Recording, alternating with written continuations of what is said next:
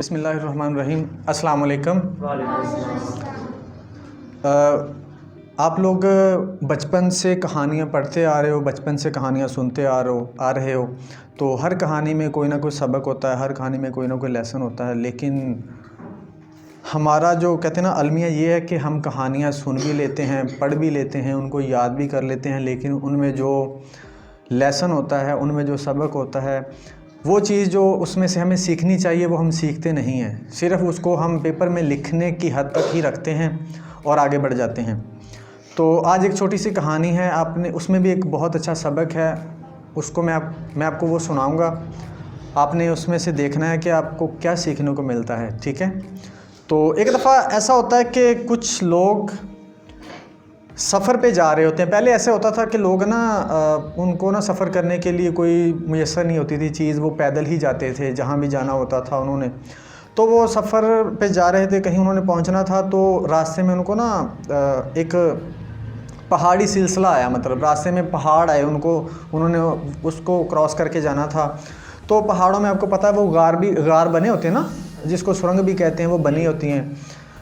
तो एक पहाड़ में वो बनी थी, उसमें से गुज़र के उन्होंने आगे जाना था, पहाड़ को क्रॉस करना था। तो वो उस गार में दाखिल हो गए। तो अंधेरा होता है, आपको पता, गार के अंदर। तो वो काफ़ी बड़ा था, तो इसलिए अंधेरा था उसके अंदर। तो मतलब लंबा था वो, जितना ज़्यादा लंबा होगा उतना मतलब उसको जो रोशनी होगी वो थोड़ी दूर ही जाएगी, बाकी उसका अंधेरा ही होगा उसके अंदर। अच्छा, वो उस गार के अंदर अब दाखिल हो गए सारे। अब गौर से सुनना है आपने कि इसमें से क्या निकलता है, आपके मतलब आपको सीखने के लिए क्या मिलता है। गार के अंदर दाखिल हो गए, थोड़ा सा वो चलते हैं, अंधेरा हो जाता है बिल्कुल ही। तो चलते चलते उनके पाँव के नीचे ना पत्थर आते हैं, छोटे छोटे पत्थर। क्या आते हैं? उनके पाँव के नीचे पत्थर आते हैं। उनमें से एक आदमी वो पता क्या करता है, उसके जहन में, अब देखना, उसके जहन में आता है कि यार ये पत्थर वो ना लड़खड़ा रहे हैं। पत्थर जब पाँव के नीचे आते हैं ना, वो कहते हैं ना कि लड़खड़ा जाता है ना पाँव, तो गिरने का खतरा होता है। तो उनमें से एक ने सोचा कि यार ये पत्थर मैं उठा लेता हूँ, आज हम गिरते गिरते बचे हैं, तो कल को कोई और आएगा तो वो भी गिर ना जाए। तो वो क्या करता है, इस नीयत के साथ, इस सोच के साथ कि कोई और ना गिर जाए, पत्थर उठाता है, जेब में डाल लेता है। अब सुनिएगा, उसकी क्या नीयत था कि कोई और ना गिर जाए, ठीक है। इस नीयत से वो पत्थर उठाता है, उठा के जेब में डाल लेता है। अच्छा जी, अब वो चल पड़ता है। वो एक आदमी ने उठाए होते, बाकी नहीं उठाते।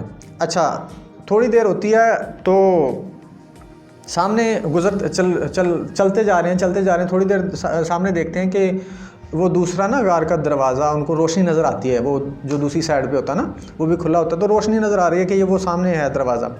अच्छा जी, अब वो चल रहे हैं, तो चलते चलते जब वो दरवाजे के करीब पहुँचे हैं ना, दूसरी साइड से जब उन्होंने निकलना था, करीब पहुँचते हैं तो उसी वक्त ज़लज़ला आ जाता है। क्या आ जाता है? ज़लज़ला आता है। तो वो भाग के ना बाहर निकल जाते हैं। अब वो जब पहाड़ों में आपको पता है कि वो गार बने होते हैं, जब ज़लज़ला आता है तो बाज़ औक़ात पहाड़ बैठ जाता है, ठीक है, चट्टानें गिरने शुरू हो जाती हैं, पत्थर गिरना शुरू हो जाते हैं। तो वो भाग के, इस डर से कि कहीं हम नीचे ना आ जाए, वो भाग के बाहर निकल जाते हैं। जैसे ही वो बाहर निकलते हैं तो वो जो गार है ना वो बैठ जाता है।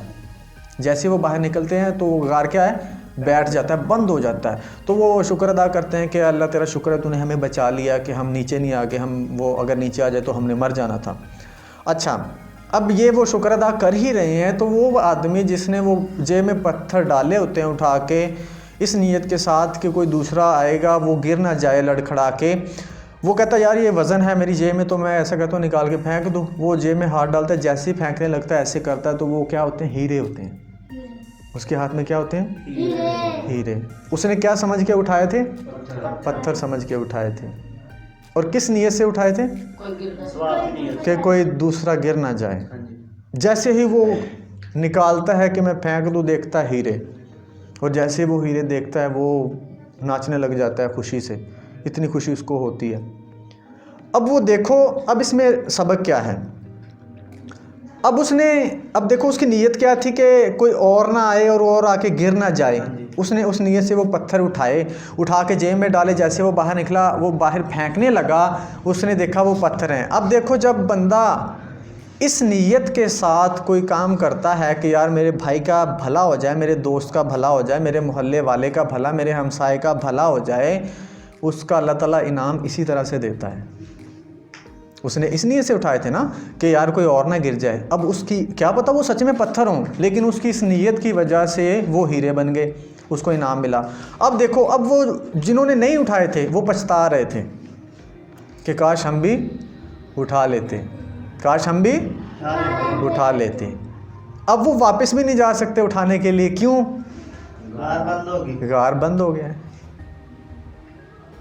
बाद में पछताने का फ़ायदा कोई नहीं होता। तो आप लोगों को कभी कोई मौका मिले ना ऐसा काम करने का जिसमें दूसरे का फ़ायदा हो, तो कभी भी पीछे ना हटा करो, कर दिया करो। अल्लाह ताला उसका इनाम ज़रूर देता है, जैसे उस इंसान को मिला। उसने इस नीयत से उठाया कि यार कोई दूसरा गिर ना जाए, उसने उठा के जेब में डाल लिए, तो वो बाद में हीरे निकले। वो लोग पछता रहे थे जिन्होंने नहीं उठाए। अब उनके पास रास्ता भी नहीं है कि वो हम जाके दोबारा उठा लें, क्योंकि गार बंद हो गया है। तो इस तरह कोशिश किया करें कि दूसरे का आपके हाथों भला ही हो, नुकसान ना हो। हमारा अलमिया ये है कि हम ज़्यादातर सोचते हैं दूसरे का भला ना हो, इसलिए हम देख लो ना, हम कितनी तरक्की की हमने। हम वो साथ वाला, हमारा हमसाया, हम उसको कोई अच्छा काम मिल जाए, वो थोड़ा सा उसका काम चल पड़े, हम जेलस होना शुरू हो जाते हैं कि यार ये आगे क्यों निकल रहा है, इसकी टांग खींचो, टांग खींच के इसको गिराओ नीचे, हमसे ज़्यादा ना ये कमा जाए या हमसे ज़्यादा बड़ा ही ना हो जाइए। तो ऐसे ना सोचा करो यार।